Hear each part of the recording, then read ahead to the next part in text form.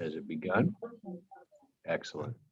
So this is the February 3rd, 2022 meeting of the SACOG Transportation Committee, called to order at 10 a.m. Vice Chair Bradford, would you mind leading us in the Pledge of Allegiance?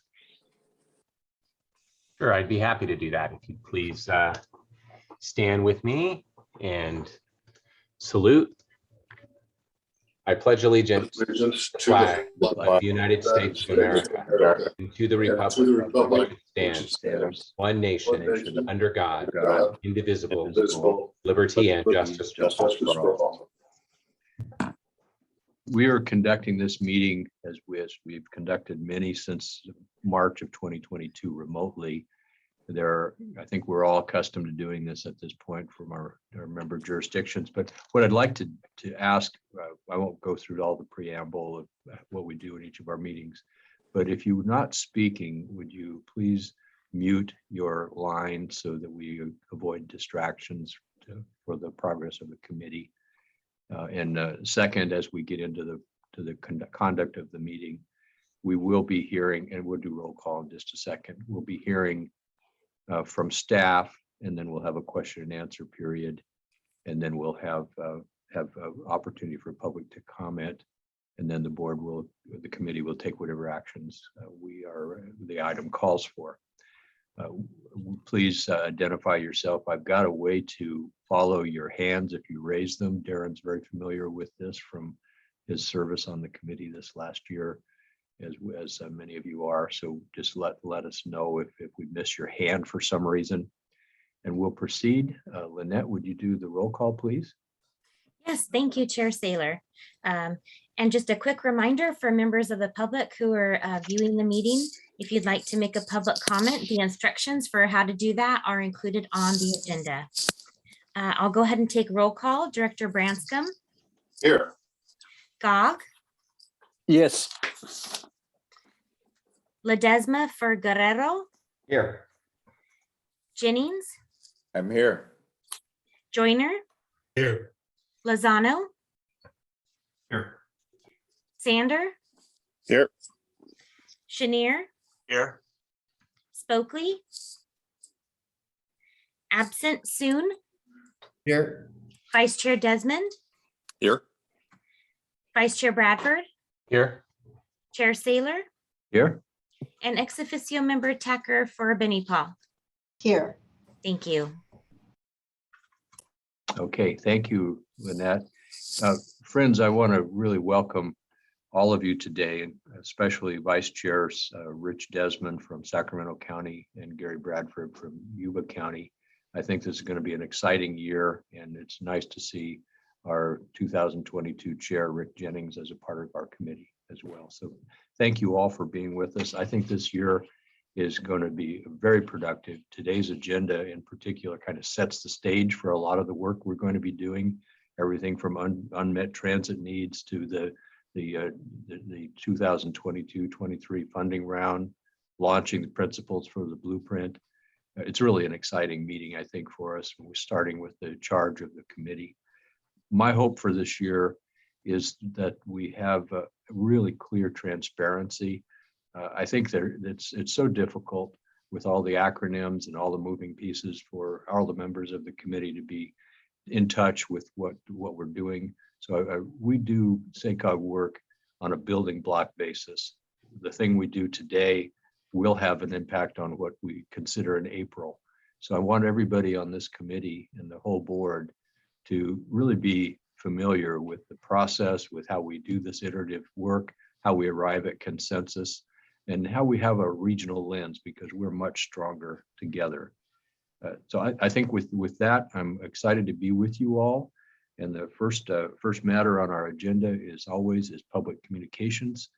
I don't know if we have anybody in the public who would like to address us. If there are, please raise your hand or indicate in the phone in that you want to speak to this committee. And we would like, if you do, we'll limit your time to about 2 or 3 minutes. Is there anyone who'd like to speak to us? Lynette, do you see any hands raised for public communications on matters that pertain to the committee but are not on our agenda topics? We will have opportunities on the specific topics later on. I don't see any raised hands, and I don't have any public comment. Okay, I don't see any either. So thank you. And that brings us to our consent calendar. There are 2 items on the consent calendar. Does anyone have any item? Does any member of the committee have anything you'd like to remove from consent? If not, is there a motion to approve the consent calendar?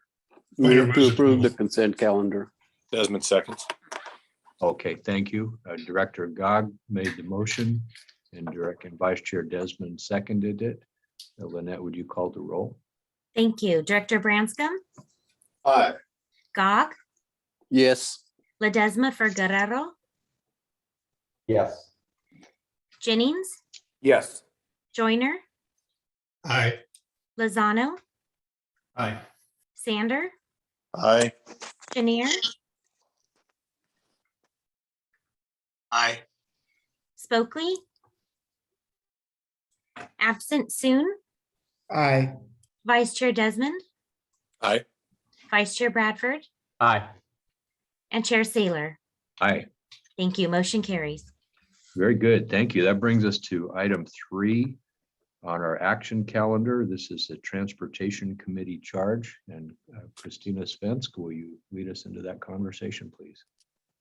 Thank you. Good morning. Thank you, Director Saylor. So the Transportation Committee charge is a framework that will help guide decision-making related to transportation planning, funding, and services. This framework or committee charge is adopted annually by our board. This year's committee charge builds off previous years and reflects priorities of the transportation team in SACOG more broadly. I'd say in general, these are related to project delivery and funding, planning, studies, and programs focused on multimodal travel, innovative transportation initiatives, and implementation of some of our key programs at SACOG, like the Blueprint or MTP, among obviously others. So some additional activities were added this year that were reflected in the attachment that you received in underlined text. Some of these include things that address key priorities that we'll be talking about over the coming year here in this committee. Things like implementation of next generation transit studies, which does include an upcoming study related to the development of a regional transit network, administration of the regional funding round, which we'll be talking about today, enhanced coordination and strategic planning for grant activities. This is going to be really important this year, given the new funding programs that are emerging at the federal level, as well as all the state programs that will be coming up later this year as well. And involvement in the board's race, equity, and inclusion working group. So staff is recommending that the Transportation Committee recommend the board adopt the 2022 Transportation Committee charge. If you have any questions, I'm here to answer them, but if not, I'm looking forward to working with all of you on these initiatives. We've got a really exciting year, as Director Saylor said. It won't be short of any activity, and it'll be a good year for all of us. So I'm happy to be here with you all this year. Great. So we do this each year. Each of our committees' charge is approved by the committee, recommended to the board. And there are the few items that are changed today. Are there any questions from members of the committee?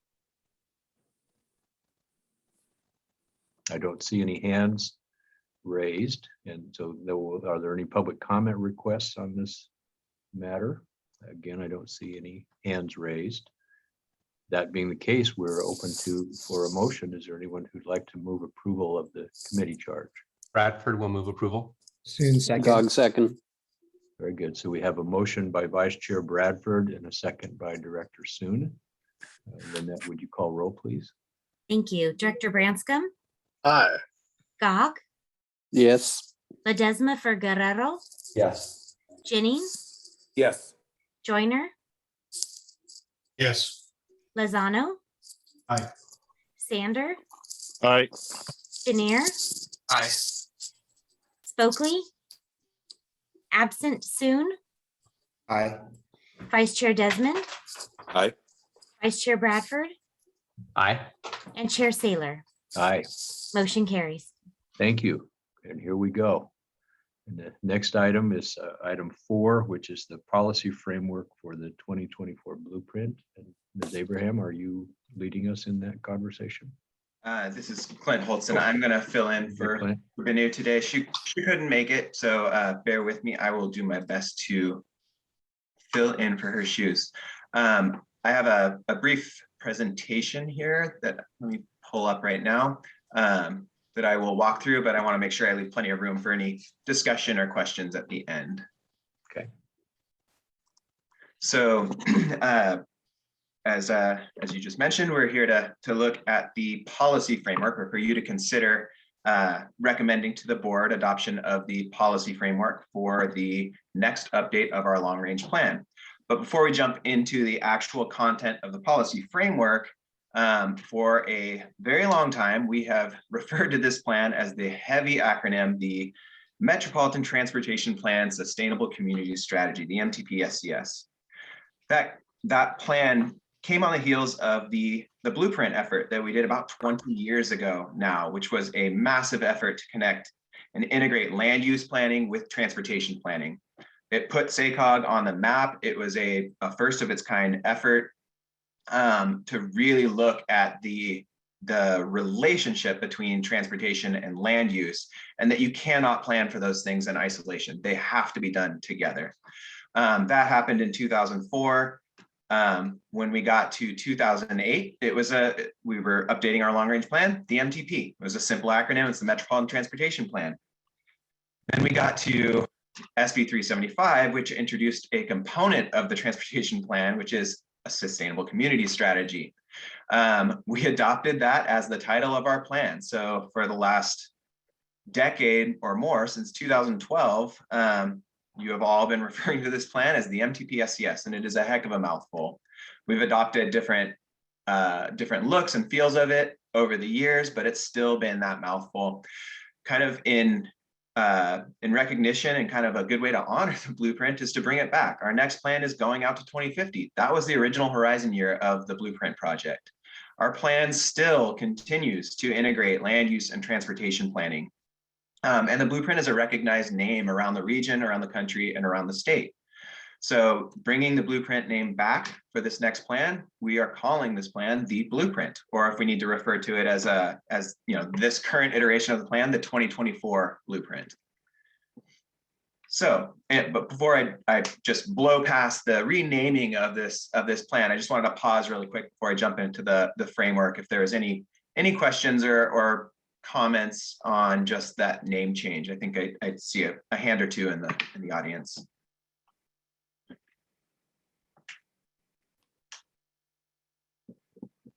Chair Saylor, I think you are muted if you're trying to speak at the moment. Thank you very much. I see Director Soon has his hand raised. Yes, thank you, Chair Shaler. Clint, I appreciate the background.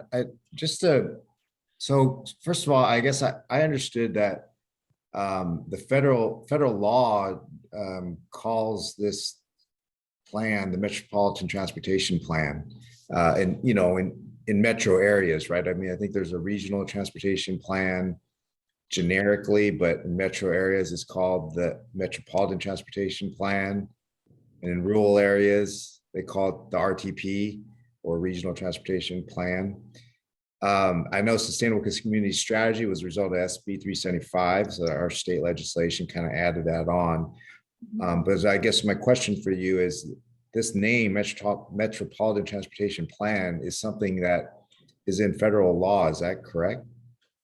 That is what the federal law considers it. And like you said, at the state level, they call it the Regional Transportation Plan.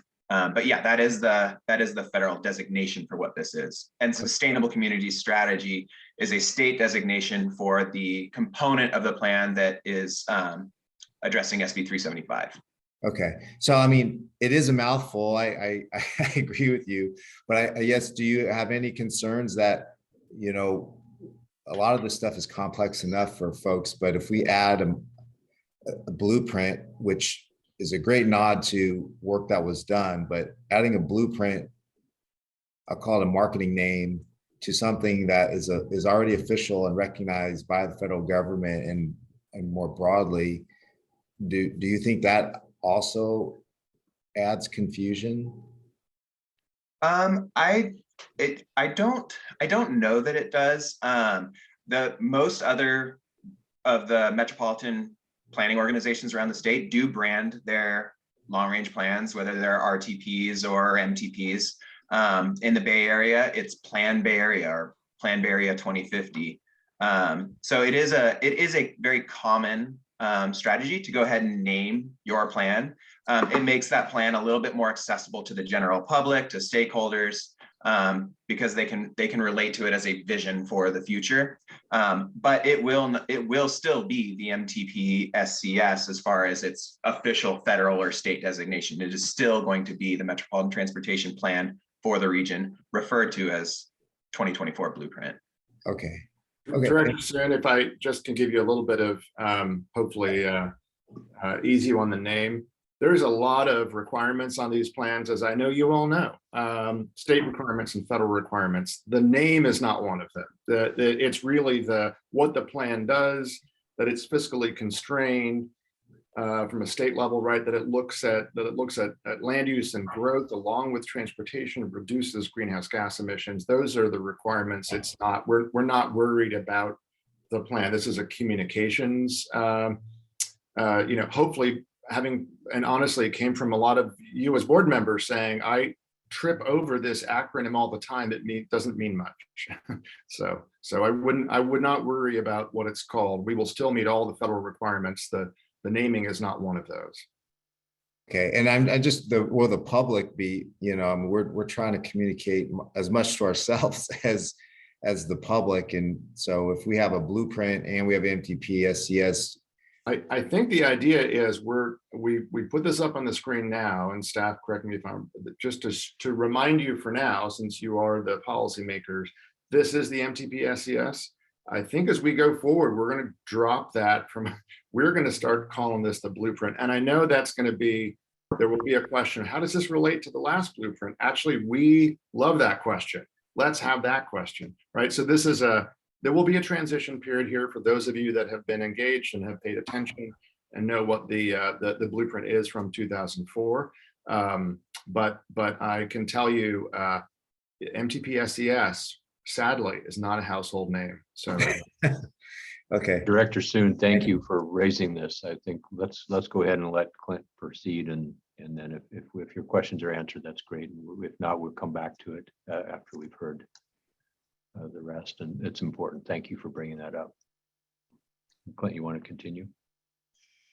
Sure. So jumping into the policy framework. So what you are considering for recommendation to the board today, real quick, where we're at in process. This is your first kind of major action for the plan. It really kicks off in earnest the plan update. So we are now kind of at the tail end of what we're calling phase one of this multi-year effort to update the plan, with the adoption of a policy framework, which really includes the growth projections for the plan. So how much growth are we planning to accommodate over the next several decades? And it also includes our kind of large strategic goals, the framing for how this plan is going to be discussed, how the policy discussions are going to be led or brought to you. And I'll talk a little bit more about what that policy framework, those strategic goals are in a moment. In your packet, there's a link to a process overview that we're hosting on our website that walks through all of the phases of this plan, the opportunities for input, the major board actions. The board actions here you can see in the kind of neon or fluorescent pink color. But we have planned to adopt this new plan, the blueprint, by February of 2024. That is currently the plan. So this will be a multi-year process. So included in the policy framework that you're considering today is the regional growth forecast of population, housing, and jobs for the next 3 decades. The goal statements, the triple bottom line goal statements that I mentioned, And then we're also including a outreach and engagement strategy. And this strategy will be nimble throughout the plan and we will adapt as things change. But we want to make sure that, one, we are meeting our federal and our state requirements for outreach, but we're doing it in a genuine way that actually allows for not just public, but public, stakeholder, advocacy group, other elected members beyond the board, so your colleagues at your home jurisdictions, and any other interested stakeholders. We want to make sure that they can track where we're at in the plan. They know when they can weigh in, they know how to weigh in, and they also have multiple pathways to giving us their input. And then importantly, we need a feedback loop so they can see how that input actually affects and influences the plan discussions, policy strategies. So the growth forecast, I will go through this relatively quickly. This came to all of the— Chair Saylor, do you want questions along the way or do you want to wait? I'm sorry. I was thinking, thank you, Director Chenier. I was thinking of waiting until we get to the end. Okay. But if it's a matter of a simple question that for clarification that's appropriate for this stage, then that would be in order. I also plan to just pause when between some of the major sections as well to see if there are any questions before I jump in. Jada, do you have something that you? Yeah, real quick on the one previous slide, Clint, which I think is great. But on the outreach and engagement, considering what we're doing around DEI and race and equity, I think it would be good to actually call that out because language matters and what we tell people we're doing is what we do. And so maybe going one more level on outreach and engagement to diverse communities, or I don't know what the language would be. I mean, we can look at the charge from the committee, but actually calling it out there and saying this is going to be important to us as we do this new work. Great, thank you for that. That is an excellent addition. Thank you, Chair. Thank you, Clint. Okay, so growth. I did note that, and thank you for that suggestion. So the growth forecast for the plan. This came to committees as information back in December. Garrett Valarosa brought that. He is here today in case we do want to get in and have any questions on the attachment. That was a heck of an attachment. We sent you that technical memo. But the bottom line of it is we have growth projections that go out to 2050, so the horizon year of our plan, as well as a key interim year, 2035. That is the year for which our greenhouse gas, that 19% greenhouse gas target is set. So both of those are critical years for this plan update, and your growth forecast covers both of those. So just thinking about the change, we're about a 2.5 million person region today. So the change between the now and those two interim years, and just to kind of ground truth this and what you've already seen for your current plan, the growth rate for this next plan, when we revisited the growth assumptions, when we looked at global, national, statewide, and regional trends, we're looking at a slower growth rate. That is true across the world. It's true across the country. We're just looking at slower growth. However, we still are assuming and have good evidence to point to the fact that the Sacramento region is going to outpace much of the rest of the state. So the growth that we're talking about is roughly the same, even though we're going out to 2050, it's roughly the same in total numbers as the previous plan. It's about a 30% reduction in the growth by just that 2035 interim year, which will have implications for our growth strategy, our transportation investments, the amount of funding that we have available to the region. So in population, 330,000 people by 2035, 566,000 by 2050.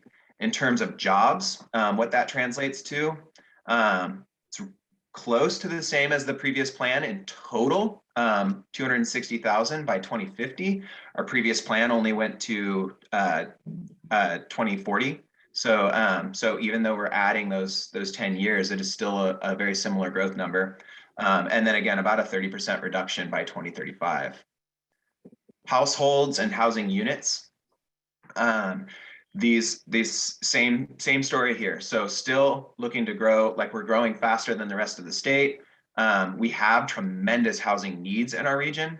And so this is not the reduction in housing numbers is not downplaying the need. It is reflected of the slower immigration into our region. So those are the growth numbers that you have. I'm going to jump into the policy framework, those goal statements, but I wanted to pause here again to see if there are any questions, concerns, comments on these growth forecasts. And like I said, Garrett Valadrosa, who is our project manager in developing these, is here to help answer any questions. Colleagues, any questions at this point? Okay, Clint, I don't see any questions. Please proceed. So for the policy framing, so this is how this framing, this triple bottom line framework, is how we will bring a lot of the policy discussions, strategy discussions to you over the course of the next couple of years. As we're bringing you indicators and trade-offs and discussions about the policy decisions in front of you, we will frame them around this triple bottom line of equity, economy, and environment. This equity statement, so a just and inclusive region where investments are made in historically marginalized community, so race can no longer be used to predict health or economic outcomes, and outcomes for lower income residents are improved. This is language that is consistent with the board's race, equity, and inclusion working group and the racial equity statement that the board's considering for adoption later this month. This is that language. We thought it was important to make sure that there was a common thread, that we are operationalizing and advancing the work of the REI working group. So this statement is pulled from that work. How that plays out in the long range plan, what does that mean as far as what you're going to analyze and bring to us as a discussion for equity in the plan? Your attachment that kind of goes through this doesn't include an exhaustive list. It's not everything, but it is some of the really critical questions or analyses and strategies that we'll want to explore with this plan update, including building off of all the work that your staff, your jurisdictions have done in the last year to update their housing elements to accommodate a diversity of need in our region to address our state's housing crisis. Make sure that we're providing housing for very low income, moderate income households is critical. So building on that work of the housing elements and the commitments in those housing elements, we want to carry that through in this plan update to make sure that we are building in strategies to bring more both capital A and lowercase a, affordable or attainable housing into areas in our region that have good access to schools, have good access to jobs, to outdoor space, and that are that don't have a high pollution burden. We have places in our region, depending on where they're at, that have higher or lower risk to a lot of health problems brought about by our transportation system, by tailpipe emissions, by the dust just kicked up by cars. We want to make sure that we're providing opportunities for people to live in an environment where they can thrive and they can prosper. We also want to make sure that we are investigating and building in investment strategies in the plan where we see safety and public health disparities by race, by income, by ethnicity across the region. And then we make sure we're targeting investments in areas where if we do see disparities, we are addressing those and making sure that we're providing a safe environment for residents. We're also looking at and this gets to Director Chenier's point, we want to make sure that we are providing good, proactive, and genuine opportunities for engagement for under-resourced communities to make sure that they have an opportunity to influence the strategies and the investments of our long-range plan. On the economy side of the triple bottom line, this statement is really building off of the region's prosperity strategy that SACOG, GSEC, Valley Vision, the Chamber, and now the Asian Chamber are all contributing to and working on implementing, ensuring that we have a strong economy, a diversified economy that capitalizes on a lot of the assets that our region has. And if you recall that that prosperity strategy, we had brought in the Brookings Institution to really look at where we have opportunities and a bit of a competitive advantage in our region. And so those key clusters, those tradable sectors, the places that bring wealth into the region and are not just population serving, while our entire economy is critical, making sure that we're standing up good, strong, tradable sectors is going to be important for our future economic health and viability. Those key sectors, as the Brookings Institution helped us identify, were agriculture and food. That is where the majority of our land in our region is. It is in open spaces and working landscapes and in agriculture, health sciences and innovative mobility. Those are all critical to a prosperous economy. One thing to note here that wasn't in the staff report, but it is something for you to consider as you consider whether to recommend this to the board. We got a really excellent comment that we had a blind spot in this framework from Sacramento County. Our plan needs to advance a fix-it-first strategy to make sure that we're taking care of the transportation system that we already have, and that we're advancing an investment strategy that invests in our existing roads, make sure that we maintain them and our transit system in a state of good repair. And so as you're considering your recommendation today, the language that Sac County put forward and that we agree is good language for you to consider would be advancing a fix-it-first approach to preserve and better maintain our transportation system in a state of good repair. So while the list that you had in front of you wasn't meant to be exhaustive, we thought that was a pretty critical part of what our plan is trying to do, that it would absolutely be worth adding to this list if you all believe that that is a good addition as well.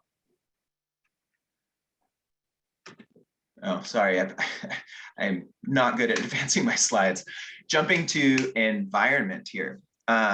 So I think you're all familiar. We have a major challenge with every plan update, and that is addressing our greenhouse gas reduction target, making sure that we're reducing the impact of passenger vehicles on the emission of greenhouse gases into the atmosphere.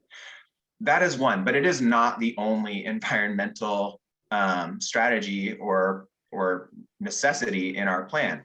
Ensuring that we have built-in resiliency in our plan. We've gone through record-setting wildfires. We've seen the risk of flood throughout the region, and making sure that we're building and developing in a way and investing in a way that builds a more resilient future for us, that we can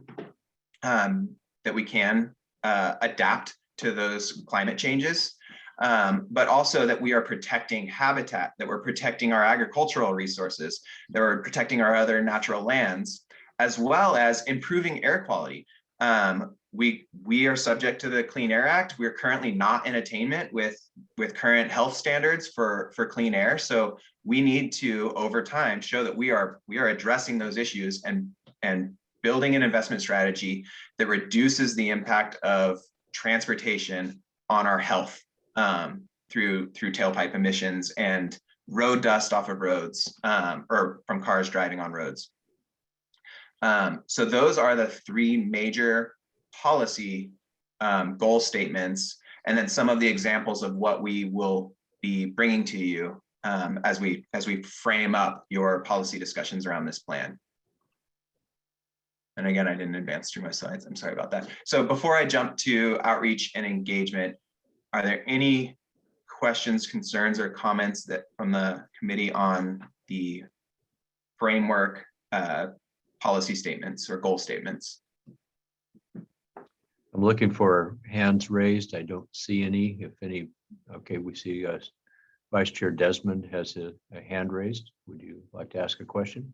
Yeah, thank you. Well, you asked for Clint, you asked for a comment. I just want to comment. Yeah. I really appreciate the presentation and all some additional comments at the end, but just wanted to say thank you to you and SACOG staff for that discussion with Sac County DOT and including the fix it first and state of good repair as a consideration under the economy. I mean, that's a huge issue in my very large urban unincorporated suburban population. So I really appreciate that. And I'm certainly supportive of that being included under the economy component. Thank you. Very good. Thank you. Thank you, Vice Chair. I don't see other hands. Are there any other comments at this point, or do you want to wait until you've heard the entire presentation? Okay, go ahead, Mr. Holson. So on the final piece we're talking about today is our engagement strategy. And like I mentioned, we have federal and state requirements for what we need to do for engagement, but we want to make sure that this is not a check the box exercise, that we are looking to do genuine outreach and engagement, that we have a feedback loop so that people that do weigh on the plan know how their comments, their suggestions, their feedback are incorporated into our discussions. So in your packet, you had an engagement strategy. It has 4 kind of broad strategies with a bunch of tasks underneath it. Obviously meeting our federal and state requirements, but doing that in a genuine way and going above and beyond those to make sure that we're meeting people where they're at. And one example of how we plan to do that and have done that or started to do that in the past is rather than looking to hold an event after work at a government building where people can come and they have to show up and they're there for a couple of hours. We try to get out and meet people where they're at. So we go to your community events, we'll go to farmers markets, food truck events, fairs. If you have outreach that your jurisdiction is doing for anything, a general plan update, anything, and there is an opportunity to have us tag team and pair up and make sure that we're doing a consistent and coordinated outreach effort so that we're not just dropping into your jurisdictions and doing an outreach separate from anything that you're needing to do as well. That's important across the region. It's particularly important when we talk about El Dorado and Placer, who are also updating regional transportation plans during this time and also need to make sure that they are engaging their residents. We don't want to have these confusing and competing engagement strategies happening around the region. So we will absolutely be looking to you all, to your staff, to help us identify good timing, locations for where we can go out and do the outreach for this plan. We also intend to make sure that we are not, you do not have to just show up at an event to provide your input. We want to make sure that all of the opportunities, the input, have both an online where you can do this from the comfort of your home and provide input, and you have the exact same information and opportunity that someone who does show up at a workshop or an external event has. We are also required to have what are called elected official info sessions on the plan. But the timing of those often come late in the plan process and don't give your colleagues on your councils and your boards oftentimes not enough time to actually influence the plan. It's usually at the back end. So we'll still do those info sessions to talk about what the plan is doing, to talk about what it means for your jurisdiction.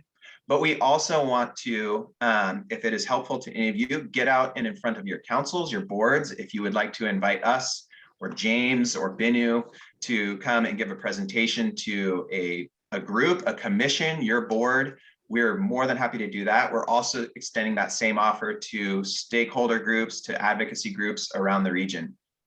And then again, to Director Shanier's point, we want to make sure that we are getting out and providing opportunity to historically underrepresented communities.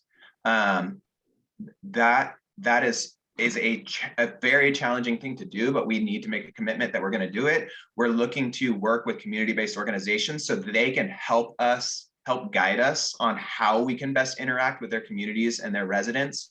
We're planning to build some of our materials so that if they would like to take it to one of their meetings and engage and kind of have a workshop in a box, so to say, so that they can do that and bring us input from their residents or their community members, they have the opportunity to do that.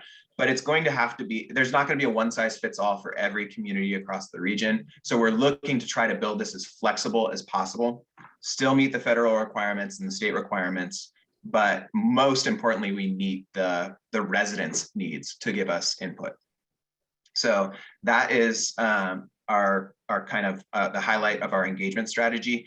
That is one piece of this plan that we absolutely intend to have flexible and adaptive throughout the entire plan process. If something is not working, we're prepared to pivot and try something new and different. So that, I think that wraps up my presentation. I am going to stop sharing and I'm happy to take any questions, comments. Clint, would you mind actually putting the slide back up that has the timeline, the kind of the timeline with the decision points for the board over Yes. this period leading to 2024? Thank you. So here's the first half of it, and then I've got the second slide, which brings you to the second half. All right. And so for our conversation today, so we're at that first magenta, is that magenta or pink or whatever that color is? We're at that first box. So what you're asking today is that we consider and decide to recommend to the board approval of this policy framework that you just outlined. And that would sort of set the stage for all this work to follow. Right.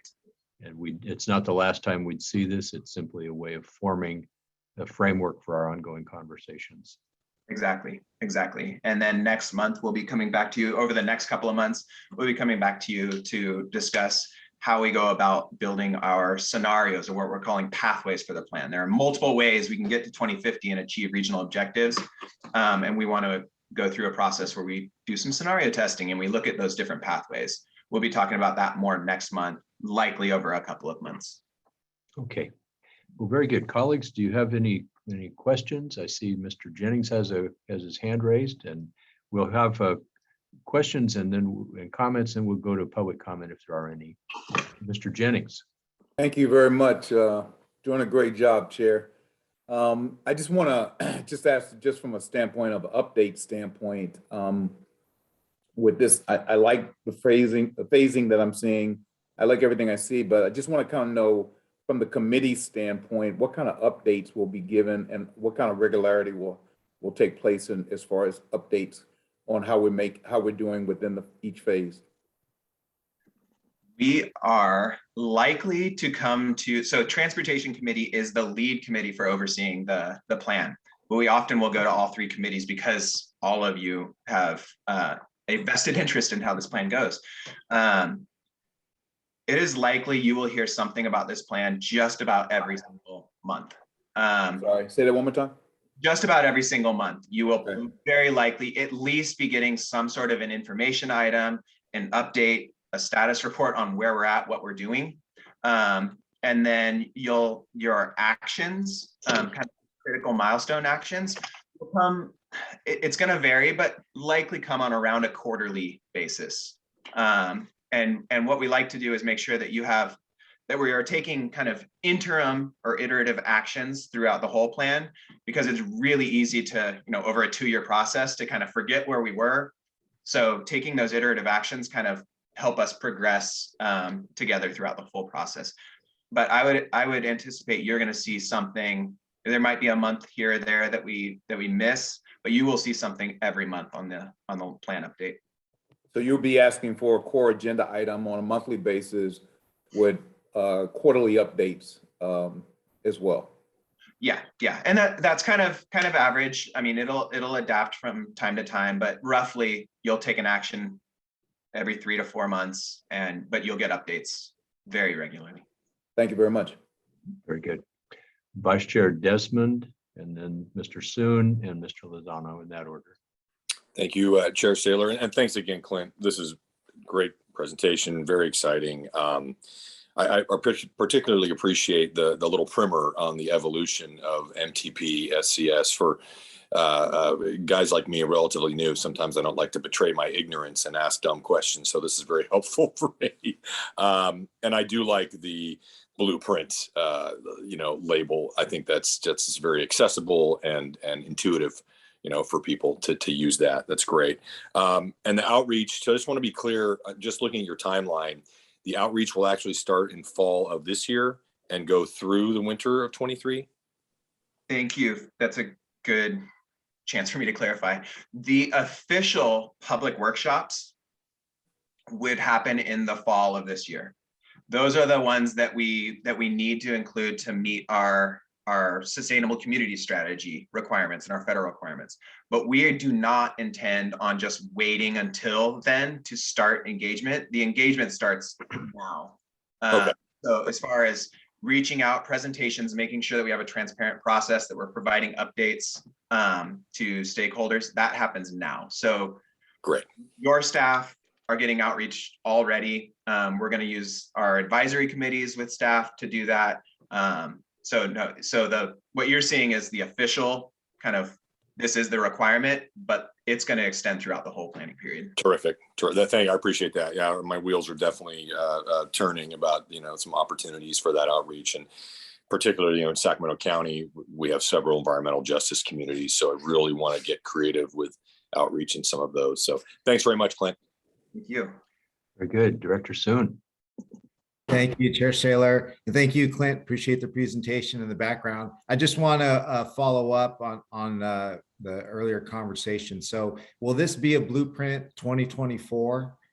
The name, so folks won't be confused with, the first blueprint. Yeah. And so what we were, it's the blueprint will likely kind of become the name for this going forward, but you're right that there's a lot of institutional memory and knowledge remaining about the blueprint from 20 years ago. So to distinguish, we're starting calling this the 2024 blueprint. Yeah. But as that kind of becomes more commonplace and people get more familiar and comfortable with it, it will likely just be shortened to blueprint. I see. Okay, thank you. Thanks, Darren. Director Lozano. Yeah, my question about engagement was really answered already by the question by Supervisor Desmond, but I appreciate the presentation and the offer to engage with our local boards and communities, and I'm sure the city of Galt will be reaching out at some point to maybe do a public workshop as that, as the health restrictions allow, because I think that this moving forward is going to be important, especially as it relates to the serving the or getting engagement with underserved communities. And we have a portion of that issue that we need to address in our city. So thank you so much, Clint, for the presentation. I appreciate it. Thank you. Thanks, Director Lozano. And our next panelist is Director Ledesma. Thank you, Chair. Good morning, everyone. Good to see everybody. Thanks, Clint, for the presentation, and appreciate all the work you've already started on it in a very long process, and certainly something we're looking forward to in West Sacramento, keeping engaged on this effort. And I know we're a large part of what we're doing has been in line with the blueprint from the previous iteration of it. And so looking forward how this progresses forward, and agree and kind of with my colleagues on sort of the need to ensure we're going to places, as you pointed out, where people are. I think the outreach here to ensure we are gathering, being inclusive and bringing in a diverse group is super important. But I'll take it a step further too, in that in communicating, what I've, at least my experience has been, is how we communicate is super important, right? So a lot of what the MTP and Sustainable Communities Plan, it's by nature to the normal residents not an accessible subject, because you're talking about growth plans, you're talking about land use and things that people aren't in people's everyday vocabulary, and translating that to what it means to them in their community. So coming to West Sacramento, a large part of the discussion is why are we focused on, if you guys have all heard, when our city manager goes in and Green Means Go, and why is all our growth centered and effort centered in the riverfront area or the older parts of the infill projects? And it's important that we, at least in my communication, explain to people, which get down to sort of the 3 E's that you brought up, right? How we communicate that so people understand what this will translate to them in years to come in their neighborhoods. And It's just an ask to be very plain spoken, avoid technical jargon. And most people that are living their daily lives about how they do things, and they just know people are building something over there, and why is this getting attention? Or I think it's just really trying to bring it down to what does this mean to them, and why they should be concerned about it. And I'm not at all saying dumb it down, but I am saying this, avoid being so technical that people don't understand what is the whole purpose of this.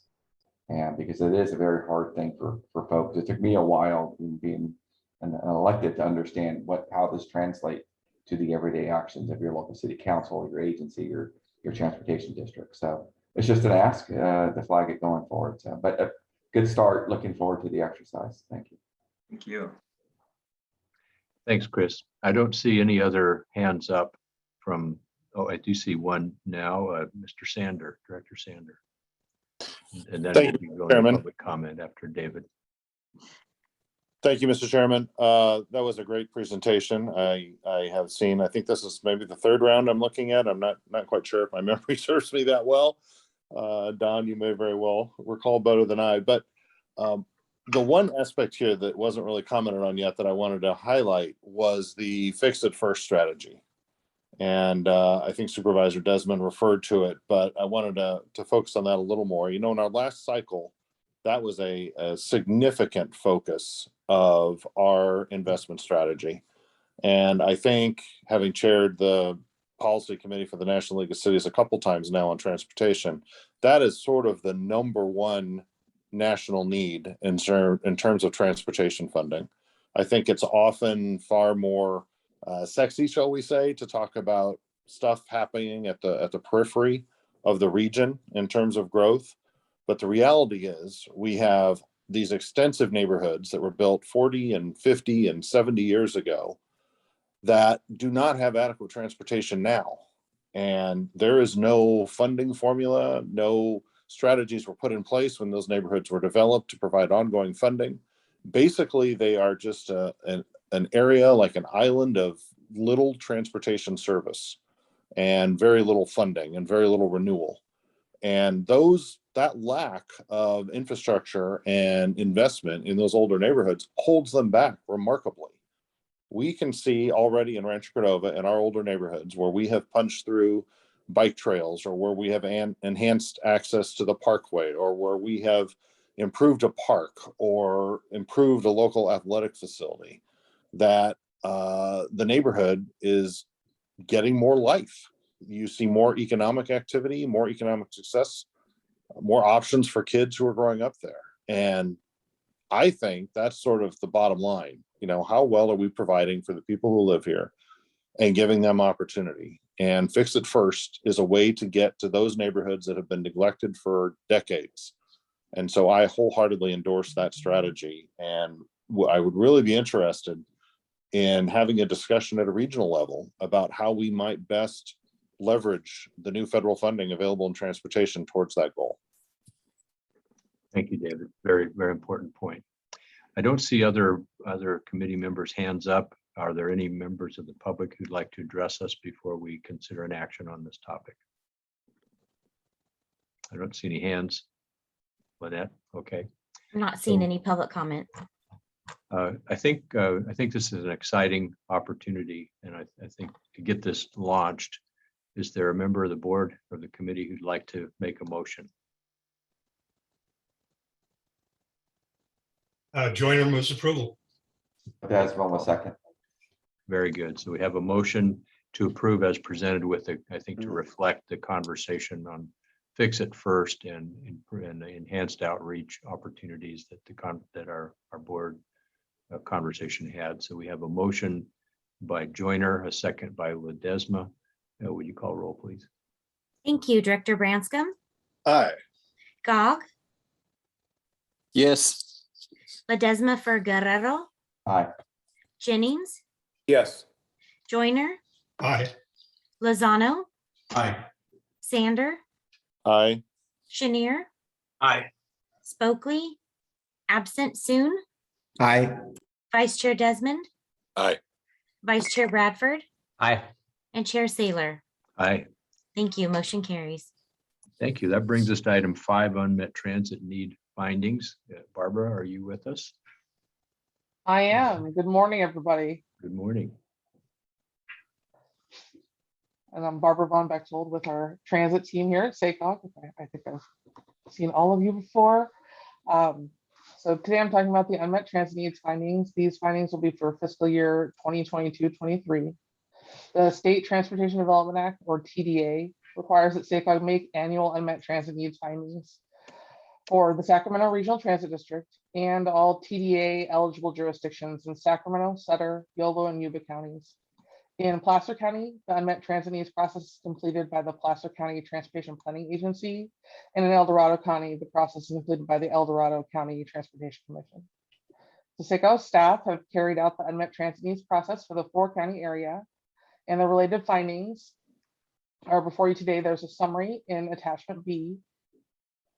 Completion of the unmet transit needs process will allow SACOG to continue apportioning TDA local transportation funds for fiscal year 2022-23 and allow the agencies eligible to use these funds to apply. We request the Transportation Committee recommend that the board first approve the minutes of the public hearings held on unmet transit needs in the 4 counties and before the SACOG Board of Directors, and to adopt the attached resolutions regarding the fiscal year 2022-2023 unmet transit needs in each county, the cities therein, and the Sacramento Regional Transit District. I'd be happy to answer any questions you might have. Thank you, Barbara. Are there any questions from the committee? Nope. Oh, yes, we have Director Bradford. You have a question? Yeah, it's not really a question. It's more of a comment. I just wanted to say that I appreciate the time that Barbara and the other staff, SACOG staff, plus our regional transit agencies put into this effort. I noticed there's multiple comments from Yuba County, and a high percentage of those are from residents in my district in the communities of Wheatland and Plumas Lake. And that doesn't surprise me. Wheatland has very limited fixed route transit service, and Plumas Lake has no fixed route transit service. And I'm increasingly hearing feedback from Plumas Lake residents about their desire for transit service between the community and the rest of the Yuba Sutter urban area. And I'm really glad that those folks took the time to provide feedback as part of this process. I do understand that the definition of unmet transit needs includes those needs being reasonable to meet. And I know we aren't quite there yet with respect to expanded service in Wheatland and Plumas Lake. But I am hopeful that as both communities continue to grow and as Yuba Sutter Transit performs their comprehensive operational analysis, that expansion will become reasonable at some point in the future. And I just wanted to encourage those residents to continue to provide feedback about local transit needs that they don't think are being met, and not be discouraged that maybe those needs today are a little bit unreasonable to meet, because I hope in the future they will become reasonable. So anyway, just wanted to share that. So thanks again to everyone who worked on this. Very good, solid comment. Are there other comments from the committee before we turn to public? Okay, I don't see any. Are there any comments from the public on this? There's no public comment. No hands raised. So that brings us to the opportunity to I'll move the item. This is Chenier. Yes, very good. Bradford will second. Who was this? Oh, Bradford. Okay, Bradford. So motion by Chenier, seconded by Bradford. Please call the roll. Thank you, Director Branscombe, Aye. Gog, Yes. Ledesma for Guerrero, Aye. Jennings, Yes. Joyner, Yes. Lozano, Aye. Sander, Aye. Chenier, Aye. Spokely absent, Soon, Aye. Vice Chair Desmond, Aye. Vice Chair Bradford, Aye. and Chair Saylor. Aye. Motion carries. And thank you, Barbara, for always doing this. You do such a great job of getting out to these meetings. I appreciate it. Thank you, everyone. And this brings us now to item 6. Sabrina Bradbury, are you going to take this one? Good morning. Yes, thank you, Chair. Good morning, committee members. The action item before you is a recommendation from the Bike Share Policy Steering Committee to recommend to the board that we pause expenditures on the bike share project and focus on developing an RFP for bike share and shared micromobility potentially more broadly, as well as approving expenditure of up to $25,000 on consultant services to assist with this effort if it's determined that that's needed. And just to remind any of those not familiar, it's been a while since we've brought a bike share item. The Bike Share Policy Steering Committee members are Mr. Ayala from the Sacramento Metropolitan Air Quality Management District, Vice Mayor Frericks from City of Davis, Mayor Guerrero from City of West Sacramento, Councilmember Harris from City of Sacramento, and Vice Mayor Chenier from City of Sacramento, and Mr. Trost representing SACOG. So we're bringing this recommendation to you now because there is an option to extend our agreement with Lime coming up at the end of this calendar year. And in part of doing our due diligence in making that decision, we want to bring as much information as possible to the Policy Steering Committee and back to this committee and SACOG board about all of the options that are available to the region for bike share and shared micromobility, including things like different operating models, the costs of those operating models, user pricing, and how different models might serve our goals around equity, connecting to transit, and reducing car trips.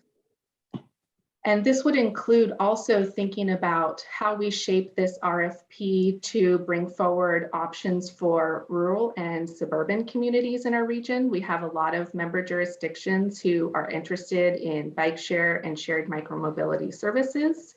So this would be an opportunity to do a more regional procurement that would offer information about the costs of launching systems in different parts of the region. I do want to note that this would not preclude the board from extending the existing contract with Lime at the end of this year. It would just be an opportunity to bring more information forward to make a decision about what the best strategic path forward is for bike share in the region. There are a couple of expenditures that would continue to happen that have already been underway. The City of Sacramento has been installing bike parking with the allocation from the existing approved budget, and they would continue to complete installation of bike racks with those funds. And we would also continue to fund a shared micromobility dashboard that is used by SACOG and city partners to monitor information about ridership and where trips are happening. And it also allows the cities to invoice for trip fees from the operators in the region. And with that, I would be happy to take any questions you might have about this item. Thank you. Thank you very much, Sabrina. I think Director Chenier has his hand up. Jay, you're a member of the Policy Steering Committee as well. Yeah, thank you, Chair. And thank you, Sabrina. You did a great job laying this out, so I will be very brief. You know, since we started this, the world has changed, and actually the world has changed multiple times. And there are different options today, different needs, and partly COVID, obviously, but also just our learning over the last few years of what works, what doesn't work, who we should deal with, what the costs are, all of those pieces. So I think it's a completely appropriate time for us to hit the pause button on this, to bring in some consultants and take a good look at what our options are, and then come back through the steering committee.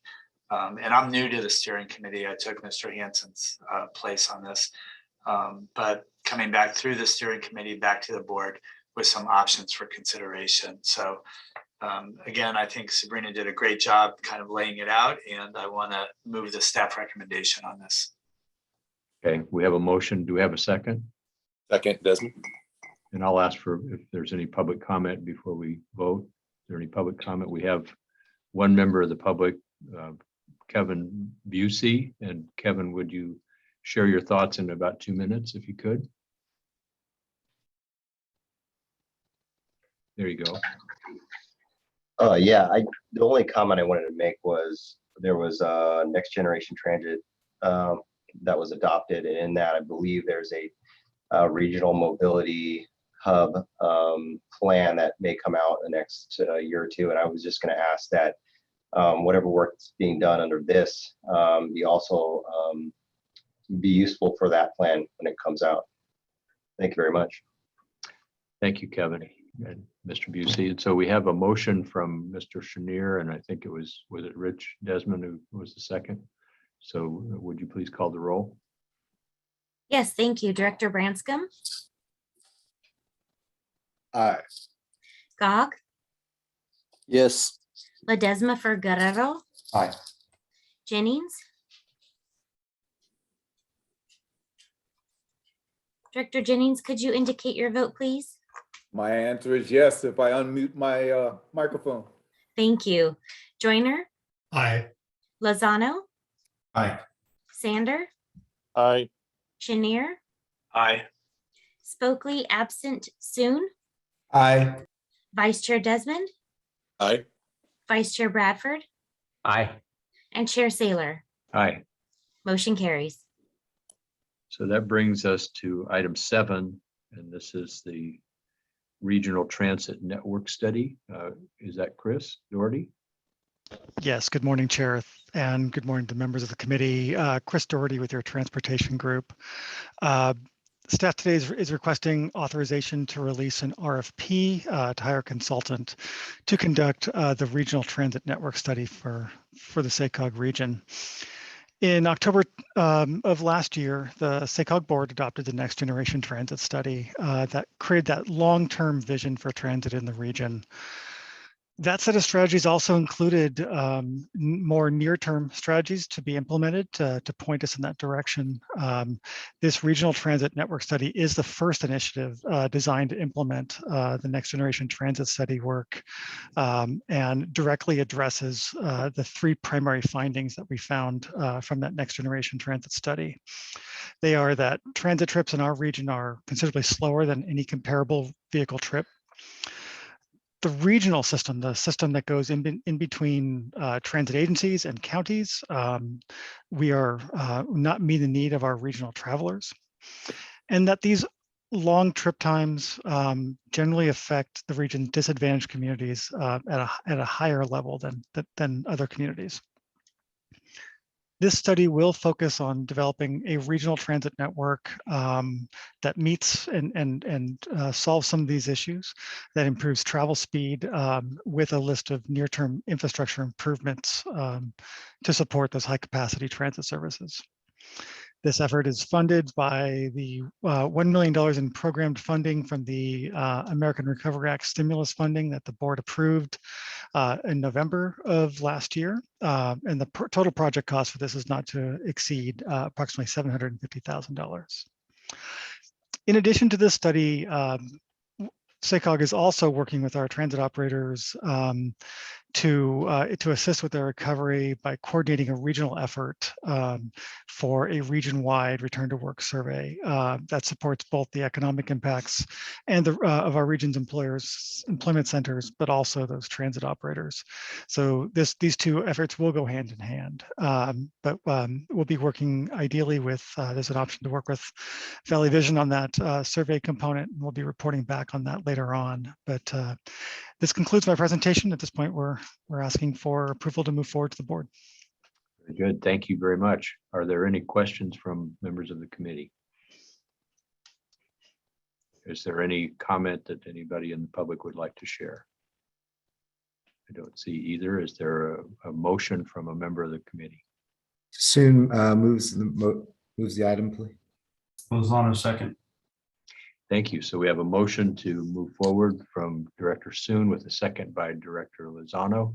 Please call the roll. Director Branscombe, Aye. Gog, Yes.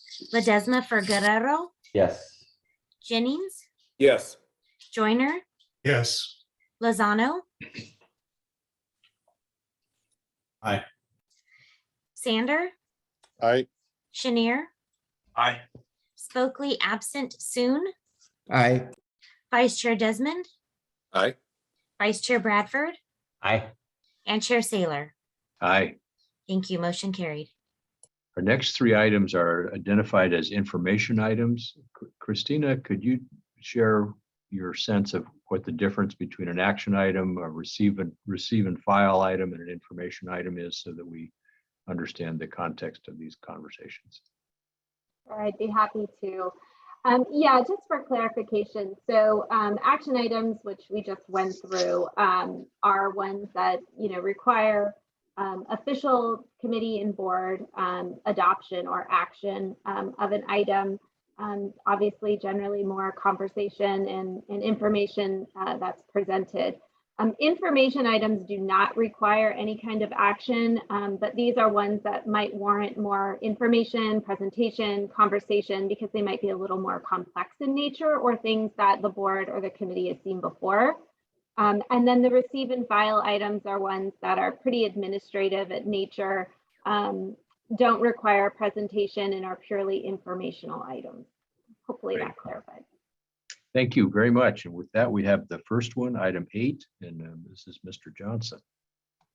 Good morning, Eric. Yeah, good morning.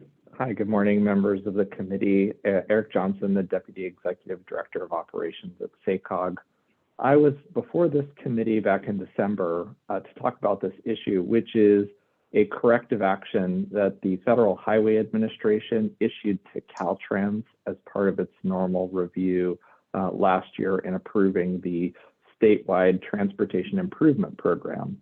The reason why this is before you is because that statewide document is something that impacts the flow of federal transportation funds to all of the metropolitan planning organizations like SACOG. There are 3 issues that the federal government has taken issue with in terms of how California handles those federal transportation projects. The first is really about who allocates federal transportation funds. And so as we've talked about in the past, we have our unique relationships with 2 agencies in our region, El Dorado County Transportation Commission and the Placer County Transportation Planning Agency. Those are state designated agencies that have important planning and funding roles for those counties. And that's something that's been in place for over 30 years, and SACOG has worked alongside of them. Our past practice has been that those 2 entities have funding rounds for each of those counties that are similar to the 4-county agency, 4-county funding round that you're going to hear about from Chris Doherty in a minute here. And because these are federal transportation funds, the Federal Highway Administration has taken a strict position that it's really the federal agency, SACOG, who represents all 6 counties, who should be determining how those funds are allocated across the region. The second issue is about the project evaluation. And so the memo goes into some detail about kind of what exactly that means, but there's federal rules about how projects should be evaluated and what the criteria are. We think we have a pretty strong process in our region about ensuring that federally funded projects, not only meet the requirements, but they're well competing and projects that make a difference in the communities that they're selected in. And then the final issue is going back to the first about, these are federal funds. And so Caltrans and FHWA would really like the Metropolitan Planning Organization, SACOG, to take an action on the approval of all federal program funds. And so just a bit of an update, we've been working closely with EDCTC and PCTPA to come up with a resolution. We think we have a good plan for how we can balance the federal requirements with the existing practices and really ensure that we are meeting the needs of all of the 3 sub-regions of our 6-county area. And so what's happening next is that we are going to be submitting a version of this proposal to Caltrans.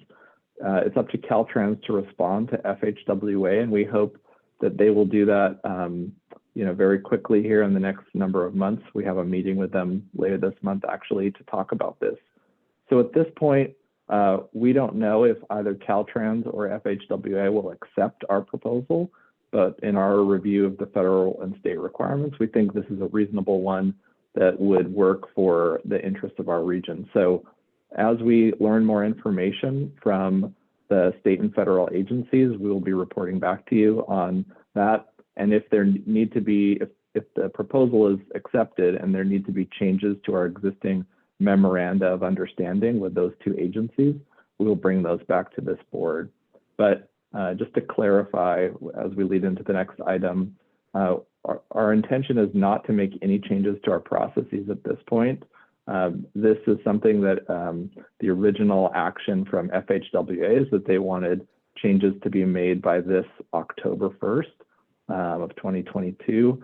We have asked for an extension. Our partners at CalCog and other agencies have asked for an extension. And the early information we'd received just yesterday is that Caltrans has only asked for an extension through next June. Our collective ask around the state is that the extension be for another entire federal fiscal year until the end of September of 2024. And so we want to work with our partners who have assured us that they do not want to jeopardize the delivery of federal transportation funds. But that is a risk I did want to just disclose and say that that's something we're actively working on, how that will be resolved. So I'm happy to answer any questions or go into any more detail. Okay, very good. Sounds like you're continuing the dialogue with the regional interest at play here. Are there any questions or comments? Mr. Joyner? Yeah, thank you, Don. I just want to thank SACOG staff and BCTPA staff in El Dorado County as well for their very hard work on all of this. This was a surprise to many of us and a little shocking, but I think we've come up with a very solid plan for moving forward. And I just very much appreciate the effort and the support. So thank you all. Thank you. Thanks, Paul. There's no action required for this. Is there any member of the public who would like to address this? I don't see any raised hands. Chair Saylor, this is the clerk Lynette. There are no raised hands on this item from the public, but I was made aware of a public comment that we received earlier for the bike share item that just did make its way through our website. Would it be okay for me to read that into the record now? Sure. Thank you. It'll just take me 1 second. The comment is from Dan Allison, and this is regarding agenda item number 6, approval of the amendment to the bike share budget. He says, number 1, Lime is doing a poor job of maintaining its bike fleet. Dead bikes, no charge, no GPS, are being left out for extended periods of time, even when reported. Bike are not being rebalanced except to high use areas and have very low availability in low income areas. There must be clear requirements and enforcement to reduce this problem. Number 2, all devices designed for and used by people with disabilities should be included in the bike share system and funding, since bikes alone do not meet the mobility needs for all people with disabilities. Though none of these have been observed in the Sacramento region, they have been made available in other locations by vendors, including Lime. Number 3, City of Sacramento Lock 2 requirements and education are making a difference, but more improvement is needed. Sidewalk riding of all types of devices has declined, but is still occurring. Number 4, a new RFP could help resolve these issues. And that concludes his public comment. Thank you. Appreciate that. And let's make sure that the Policy Steering Committee receives that comment as well. Chair Saylor, do you mind if I come back to the corrective action? I know please. We're giving you multiple things here this morning, but Director Joyner, I appreciate your comment, and absolutely as you've mentioned, we're working very hard with our partners in Placer and El Dorado because we've had long-standing relationships and an MOU with our 2 counties.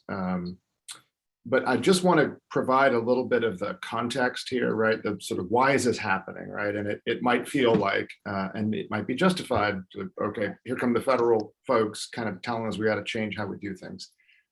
30 years ago, we wouldn't have a corrective action because we wouldn't have any money to spend. 30 years ago, the state would have had all this money. And then under, I'm probably getting my math wrong now, but 1991 ICE-T federal law starts to push money down from the states to the regions. In California, thankfully, a lot of successive legislatures, SB 45 by Quentin Kopp, a name that maybe you may remember, pushed more state money down to the regions. And for a while that went along fine. And a lot of us in the region said, all right, we'll do a population share and we'll have an MOU, which is what we've had with Placer and El Dorado. Since that time, fast forward, the federal government has said, hey, on our federal funds, by the way, we really want to make sure you're spending those the best way possible. We're going to implement performance measures. We're going to hold you to account. Are you getting the best bang for the buck on those projects, right? This is a conversation we have had here. We feel very good about a lot of how we award our funds, and that we're data driven, and there's a lot more to do around that. And there's a gray area. And if you remember, those of you who were here, summer of 2020, and this board's discussion around the 4-county funding round, this is in some ways part 2. One thing, and so we've asked the feds, well, what does that mean to you to have the best projects, right? To be performance driven, to really to get the biggest bang for the buck. And there's a little bit of gray area, but one thing they'll say is, what it doesn't mean is cutting this money up by population and just doling it out. It means putting the money on the best projects, right? So our argument right now, as Mr. Johnson just gave you, is our partners in Placer and El Dorado know their counties best.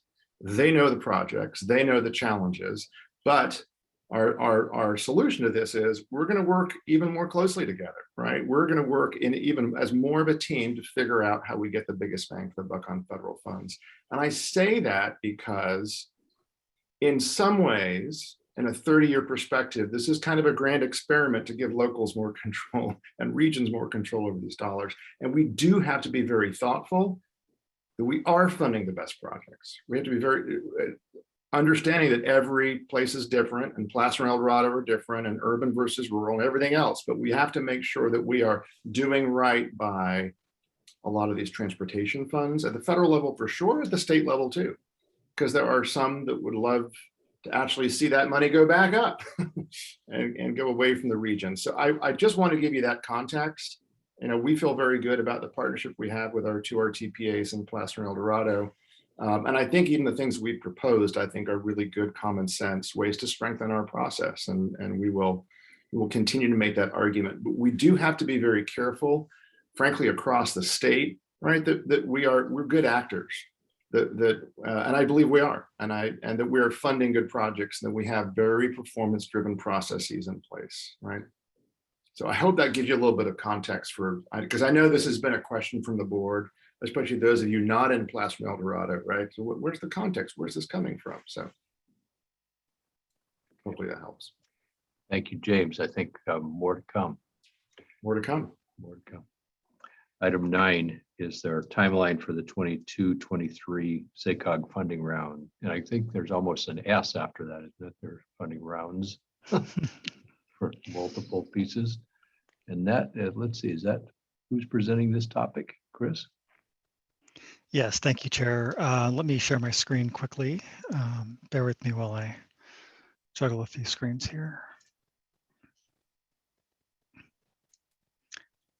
Can everyone see my screen okay? Yes. Great, thank you so much. Again, thank you, Chair. Chris Doherty with the Transportation Group, and the project manager for the funding round or rounds over the next 18 months or so. Just a brief recap, the SACOG funding round has been an important source of funding the region's transportation investments for about 15 years now. These competitive projects generally fund road, transit, bicycle, and pedestrian projects throughout the 4-county region, and are designed. And these programs are designed to advance the regional goals and implement our MTPSCS.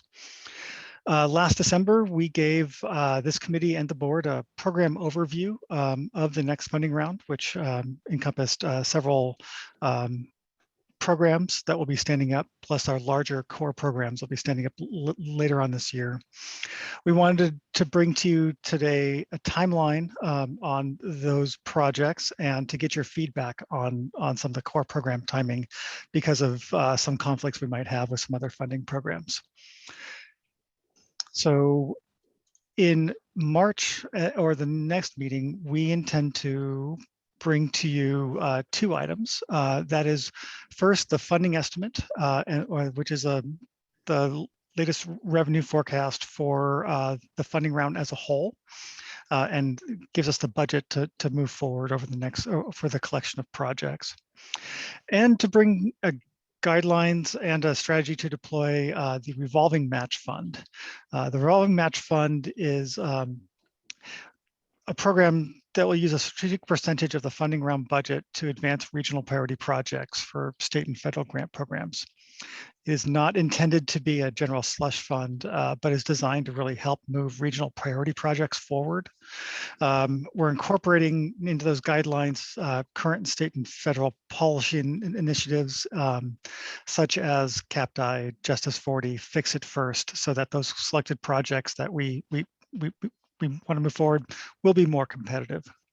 This will be an important strategic resource for our region and builds and adds another tool to SACOG's overall approach to build regional partnerships for these large state and federal programs.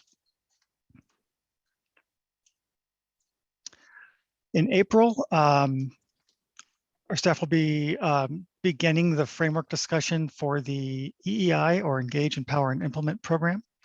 That framework will take several months to be developed by that working group, but really aims to develop a planning process and funding stream that meets the needs of the region's BIPOC and low-income communities. It is anticipated they call for projects for that program, whatever that looks like, will come out in fall of later on this year. In June, we'll be bringing a new guidelines set and for adoption and a call for projects for the Innovative Mobility Funding Program. We have historically funded whether TDM, telework initiatives, and Civic Lab out of this in the past. This round, we'll be adding some next generation transit strategies to that as well, but look forward to that coming in June.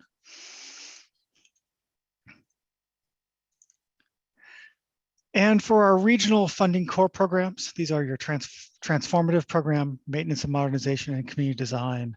This is where staff is seeking your input on the timeline of the guideline adoption and call for projects. We're presenting two options today, one for fall of this year, 2022, and another one for winter of 2023. For the fall option, we anticipate applications would be due to SACOG from our partner jurisdictions in probably January of 2023, with an adoption of a funding recommendation happening either late spring or early summer for that. For the winter option, applications would be due to SACOG in the spring of 2023, with adoption and a funding recommendation happening in summer. For both these scenarios, staff is already starting, but we'll be focusing on that partner outreach to the jurisdictions this summer. So staff is requesting your input on this specifically because of the potential overlap of the timelines for the fall option with the current state SB1 funding cycle. The current three programs of congested corridors, trade enhancement programs, and local participation program have a call for projects that is currently anticipated for August, with applications due in December or January. So we want to, in an effort to avoid for the jurisdictions that will be applying to both programs, overtaxing their grant writing staff, we want to present you with this option to move forward. I would also add, in light of Eric's presentation before me, this timeline does not currently take into account any of the corrective actions process. If there are changes to that, we will bring back this topic with a new timeline to update the committee and the board on that. So with that, that concludes my presentation, and I'm available for any questions that the committee has. Thank you, Chris. Before turning to the committee for questions, the interaction, you just said that there would, if the corrective action conversation leads to some change, there would be an impact on the timeline. Would that accelerate the timeline? Is that how I'm interpreting it? It has the option to do that. At this point, we don't know what any time extension looks like because it hasn't been confirmed yet, but there is an option for that to advance the timeline. All right. Okay, so we have a couple of things we're being asked for insight and for input. Does any member of the committee have anything you'd like to say on this topic? Well, I don't see a hand, and I'll maybe just mention one of the things that I have a strong interest in is if we have access to funds, the sooner we can get it out, the better, because we have real needs, and it would be I wouldn't want to postpone the ability of deploying those resources to our communities and to the mobility needs of the region. So to the degree that we can move effectively, wisely, consistent with our triple bottom line as it applies, and even in this arena, I would be interested in having the timelines be sooner rather than later. That's just my interest.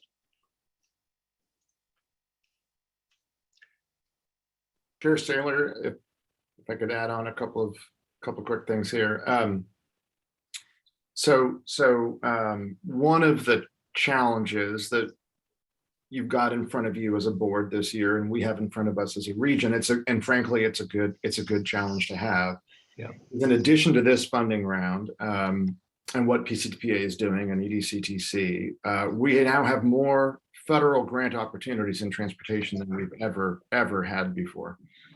And so, you know, it adds a level of complexity. Again, we're up for the challenge, but it adds a level of complexity. For instance, on the revolving match fund, right? How can we put some money down so we can leverage some of those opportunities?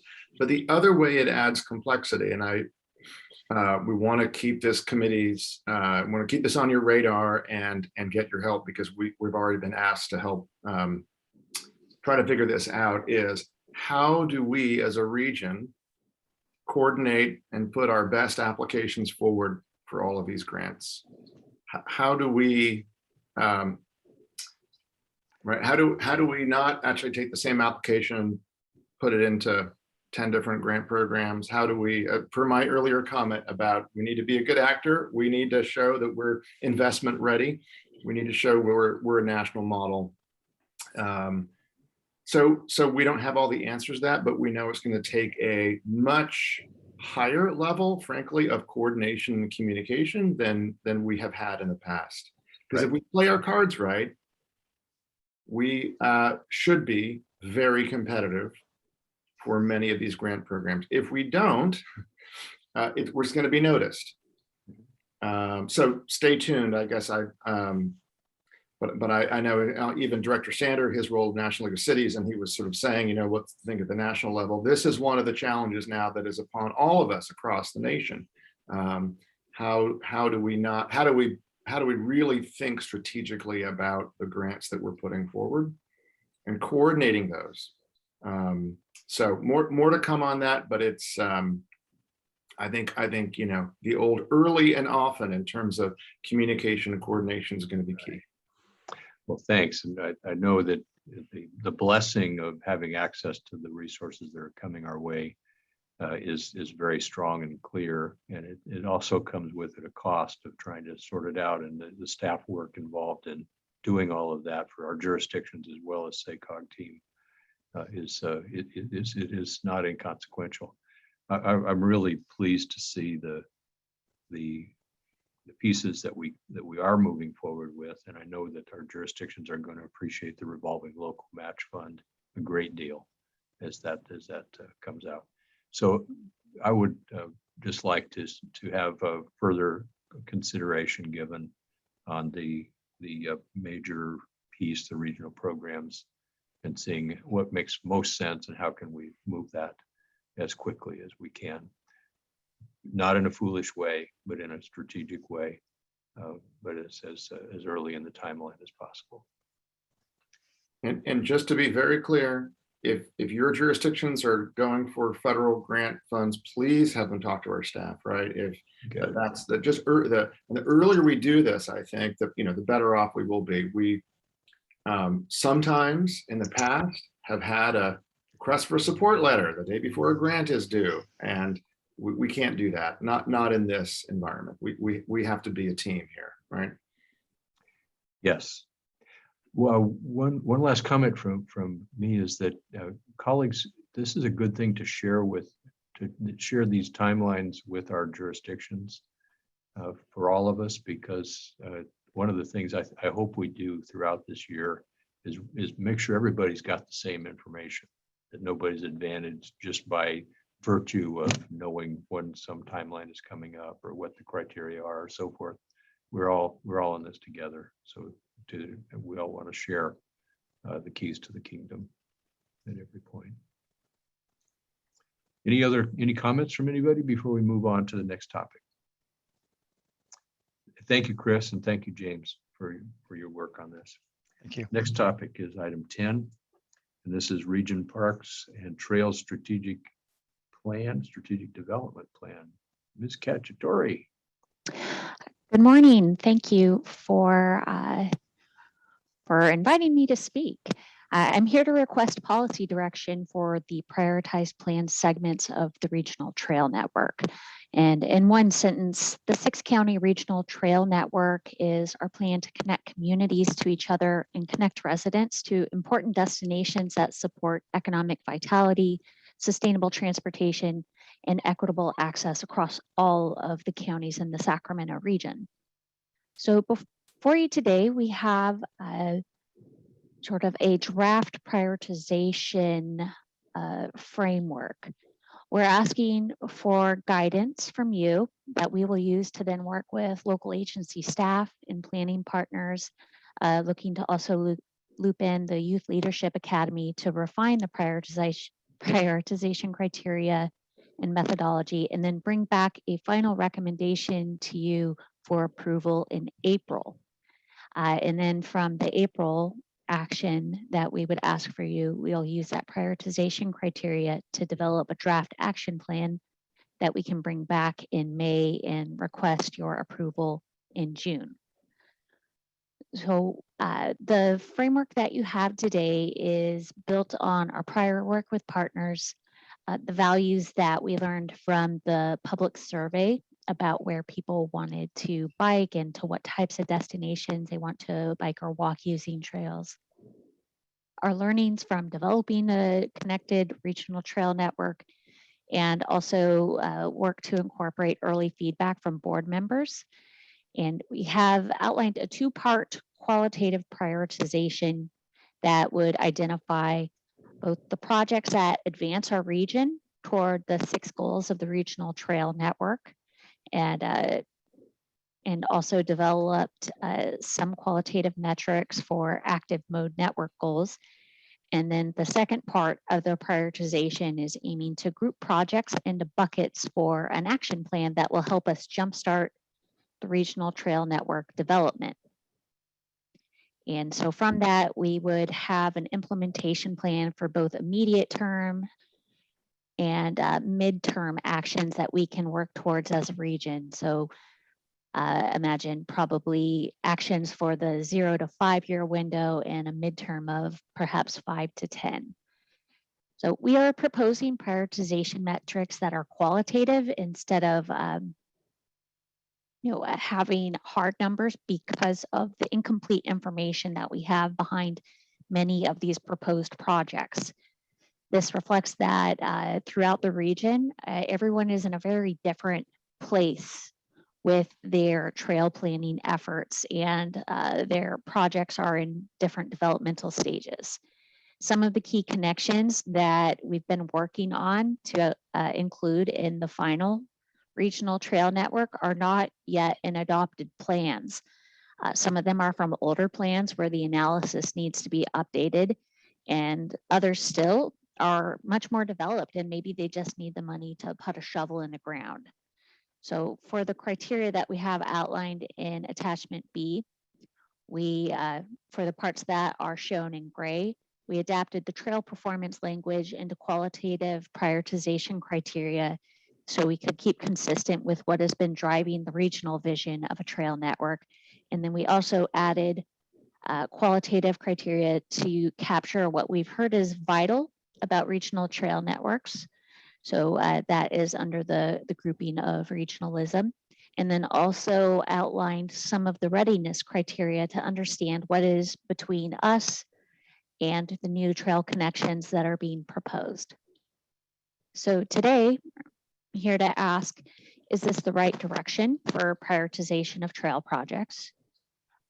Are we missing any important questions as we develop the priorities and action plan for the regional trail network? And lastly, what your thoughts are on how we could weigh these different goals towards prioritizing segments of the regional trail network. So with that, I look to you for input. Great, thank you. Very good. Are there any questions or comments from a committee on the priority categories and ranking methodology?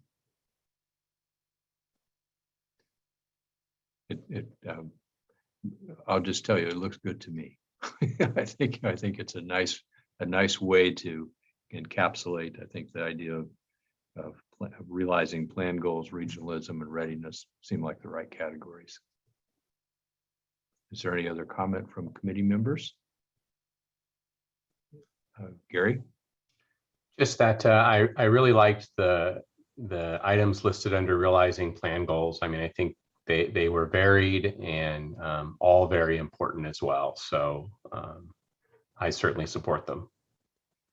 Okay. No, I don't see any other hands. Are there any?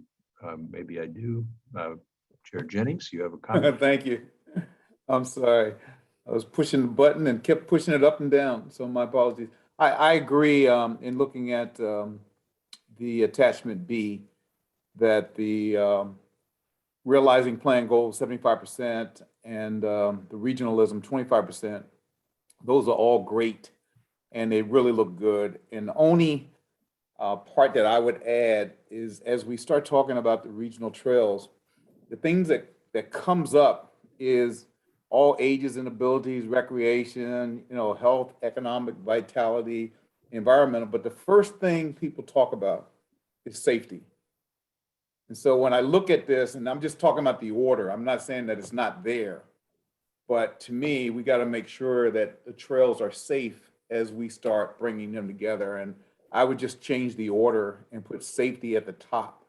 So it's one of the first things that people see that know that we're trying to make sure that these trails will be something that will produce good health, economic vitality, recreation, open to all ages and abilities, but safety has to be number one, in my opinion. Excellent, thank you.